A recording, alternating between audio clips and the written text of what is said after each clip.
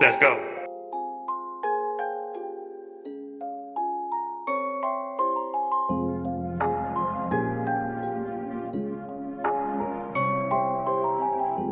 Hey, hey, hey. Hey, 400.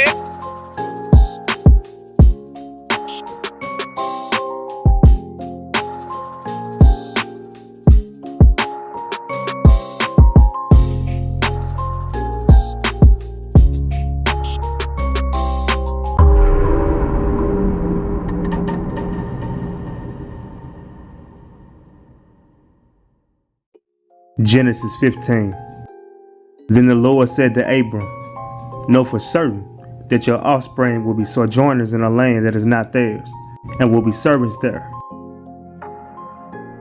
And they will be afflicted for 400 years. Many of us are already familiar with these writings and understand what it means.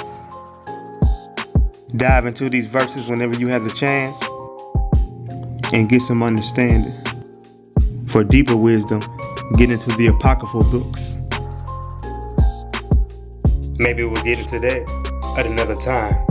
But today, we're talking about the 400 years and its purpose. The Bible is just a storybook, a story of a family. Most pastors generally talk about Genesis 12. If you bless these chosen people, you shall be blessed. Let's talk about Genesis 12, 1 through 4. The Lord had said to Abram, leave your country, your people, and your father's household, and go to the land I will show you. I will make you into a great nation, and I will bless you. I will make your name great. You'll be a blessing. I will bless those who bless you, and whoever curses you, I will curse. All people on the earth will be blessed through you. Greek Orthodox priest Father Gabriel Nadav lives and ministers in the northern Israeli city of Nazareth. Although Jesus was born in Bethlehem, this is the city he was raised in, Nazareth. It's also today the largest Christian city in Israel. Most Christians in the Middle East come from Catholic or Orthodox traditions. Nadav, who founded the Christian Israeli Forum, is so controversial that the Greek Orthodox Church threatened to defrock him, and police must protect him with this alarm around the clock. Despite all the threats and the incitement against me, I will not turn back from my way, or I'll die, or there will be more of this way. If I don't die, I'll continue to the end. If God is for you, who can be against you? Nadav's offense? Saying he's not an Arab, reclaiming his Aramean heritage, and encouraging young Christians to integrate into Israeli society. You are encouraging young people to serve in the Israeli Defense Forces. Why are you doing that? Because we want to protect the state that's protecting us. I will bless those who bless you and curse those. The Israeli-Palestinian conflict has been the focal point of geopolitical instability in the Middle East since the establishment of Israel in 1948. Although the vast majority of the international community, the UN, and the United States publicly support a two-state solution to try and end this conflict, after decades of negotiation, a final settlement has never been reached, and tensions between the Jewish state and the Arab world continue to fester. Throughout this process, America has remained firmly behind Israel as its greatest supporter. In fact, Israel receives more U.S. foreign aid than any other country in the world. Now, much of this support has been attributed to a strong, wealthy, and very pro-Israeli lobby in America, which is true, but you'd think that the majority of the strength behind this lobby would be the Jewish community in the U.S., which is only partially correct, because as it turns out, in terms of sheer numbers, the evangelical Christians from America's Bible Belt make up the majority of this lobby's power base. So he sent Thomas Morton to find out why a bunch of born-again Christians from Texas are so in love with the nation of Israel.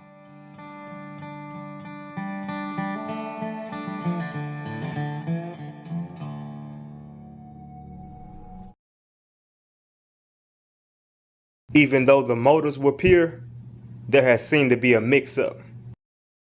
And now the 400 years is here. You said that your people have been fighting for 400 years. Man, your people's too. So Why don't you explain what you mean by that? You know what I'm talking about. Y'all all know what I'm talking about, man. Don't sit up here and try to bait and not know what I'm talking about. Y'all know what the fuck I talk about when I say these things. Your people too. Explain it. Not everybody knows what you're talking about.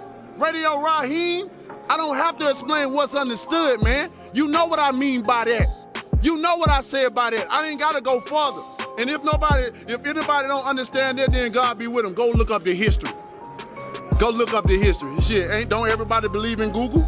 Go Google that shit. See what I'm talking about. You know what I'm talking about, man. You know what, I dare you to sit up there and say, explain. You know what I'm talking about, man. He's fighting people. You know we've been fighting 400 and still fighting to this day. To this day. To this day. You just sit here and you don't know what I'm talking about?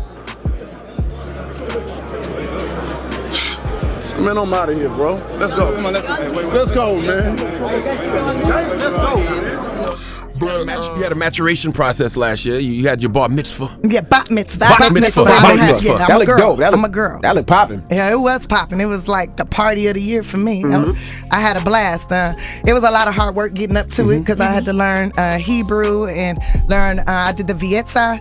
That was my portion of the Torah, which is basically in Genesis, and I talk about how Jacob had the dream about the ladder and the angels going up and down the ladder, and I had to teach about what I learned.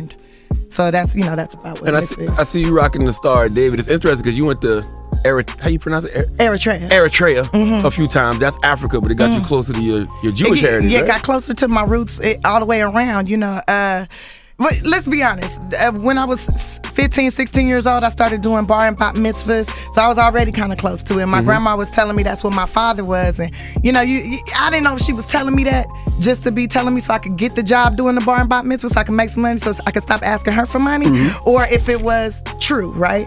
And then I finally met my father at 27, and then he told me it was true, and that when he was on alcohol and drugs and stuff, and the Christians saved him, so he considered himself a Christian Jew, right? But in our blood, that's what it is. And still, I didn't all the way believe him. And then when I went to Eritrea and I started talking to the people, started talking to my family members, and found out, there's a lot of things that's going on there. Like it's illegal to be certain religions. It's illegal to practice your certain beliefs depending on what you are, or if you press it on other people and stuff. And but things have changed. Things are changing now, and I'm happy about that. But there's a lot of change that needs to come there. So when all that happened, I realized, like, dang, in the black community, we don't have anything that says I'm an adult now. That's all those things have been stripped from us when we were brought here to America, right? Real. And so there's nothing that says, okay, you're an adult. Like there's quinceañeras for Spanish people. There's bar and bat mitzvahs for others. White people just inherit land and get their businesses. There's other business. Everybody has something, but we don't have anything that says you're an adult. And I was talking with some of my friends, and they're like, hey, I've been to jail 3 times. I'm a grown man. That don't make you no grown man. That's just because you went to jail. That means that makes you a bad criminal. That's right. You're not good at crime. That's what that make you. Stupid. So I felt like I wanted to do something to show my people that, like, if you dig, like I went ahead and did my 23andMe, and everything my father said was true. Everything my mama said was not true. She think that we like Blackfoot, Indian, Navajo, or something like that. Ain't no Native American. No Blackfoot Indian, unless those Blackfoots came from Africa, from Nigeria, and came here, and then they was like, we got here before Christopher Columbus, and then which probably is what happened. But there's no. This is new news for many, but an old story for few. Now let's see. We haven't forgot about this. And when we look into this, we see this. And with that, we see this 6, which means that, which will make sense because this happened at that time. Now back to this, we have this. And we know that happened because of this.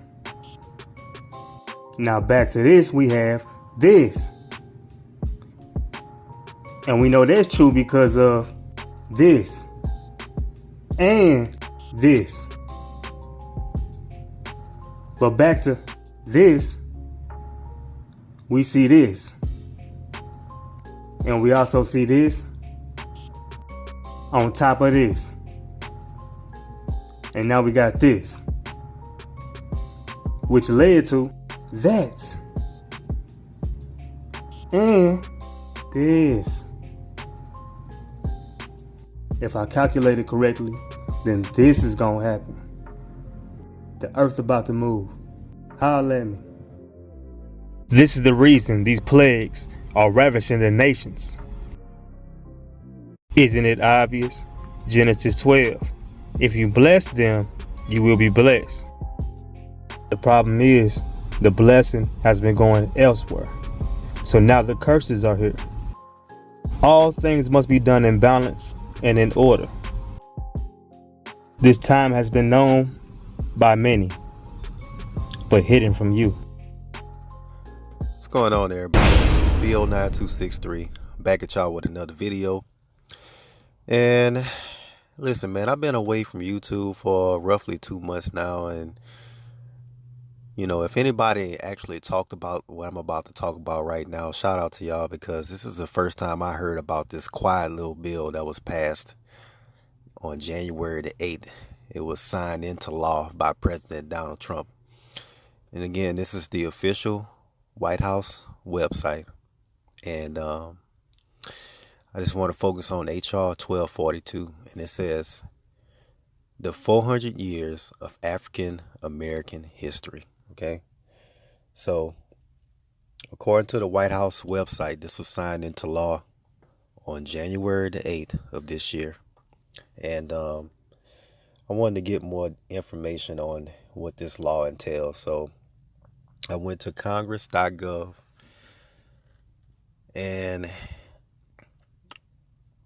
here's a brief description of what this law entails. Okay, so this was passed by the House May the 1st, 2017. Okay, it says the commission must plan programs to acknowledge the impact that slavery and laws that enforced racial discrimination had on the United States.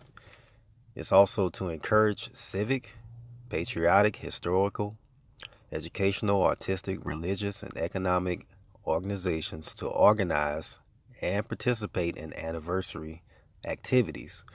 It's here to assist states and nonprofit organizations to further the commemoration, and it's also to coordinate for the public scholarly research on the arrival of Africans in the United States and their contributions to this country.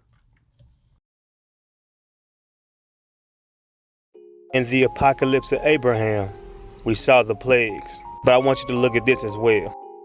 The Bible never refers to the end of the world, but the end of an age.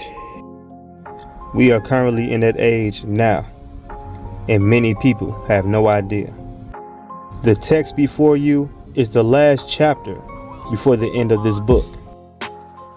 And then I will sound the trumpet out of the air, and will send my elect one, having in him all my power, one measure. And this one shall summon my despised people from the nations. And I will burn with fire those who have insulted them and who have ruled among them in this age. And I will give those who have covered me with mockery to the scorn of the coming age. And I have prepared them to be food for the fire of Hades and for the ceaseless flight to and fro through the air, in the underworld, beneath the earth. Listen. Genesis 8:22 tells us seed time and harvest will remain as long as the earth exists. If I plant apple seeds, I don't expect an orange tree. I'm saying it to say this. We have to understand what the seeds of this nation were to understand this harvest that's here now. Genesis 8:22. Now, if I get into a film, I gotta live here, and you don't. Don't be getting it. We will never forget. The memorial also bears the quotation from Virgil.